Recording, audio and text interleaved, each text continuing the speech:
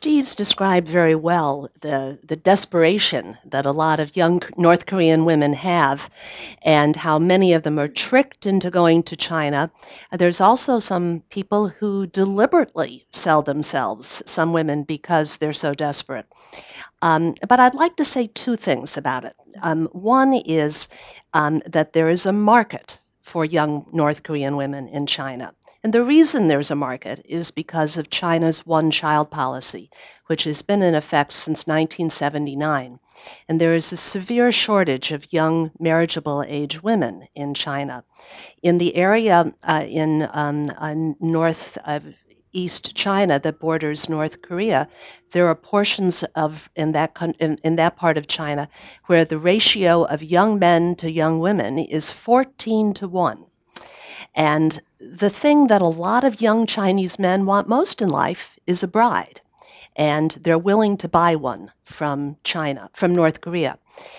If Joseph, the boy I spoke about, had been a girl rather than a boy, when he crossed the river over into China, it's likely that a Chinese person would have welcomed her into the house, given her food, a place to stay, and then made a phone call, because there probably would have been somebody in that village who was in the employ of brokers. And then somebody would have come to say, I'll find you a job, I'll help you, and then sold her to a Chinese man.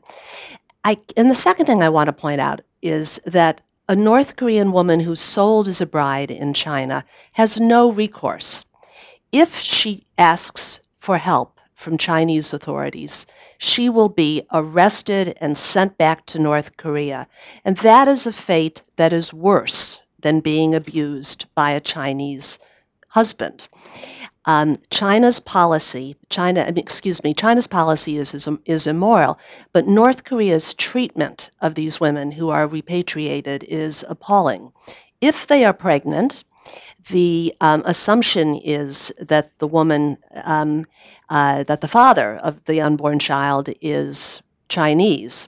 And North Koreans are extremely racist, and they talk about Chinese seed and how they have to wipe it out. And so that any pregnant woman is forced to undergo an abortion, or if the child is born, then the child is killed.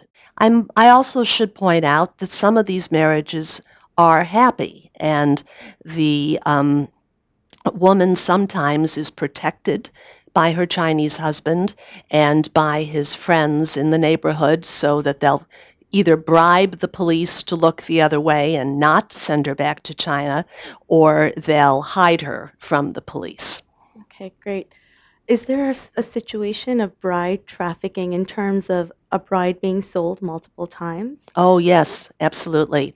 And the story Steve Kim just told about the 18-year-old woman in Kunming is not uncommon. There'll be, there was one woman I interviewed who compared herself to a pig, saying she was sold like a pig. And I will also say that every North Korean bride I interviewed, or former bride I interviewed, remembered the price for which she was sold.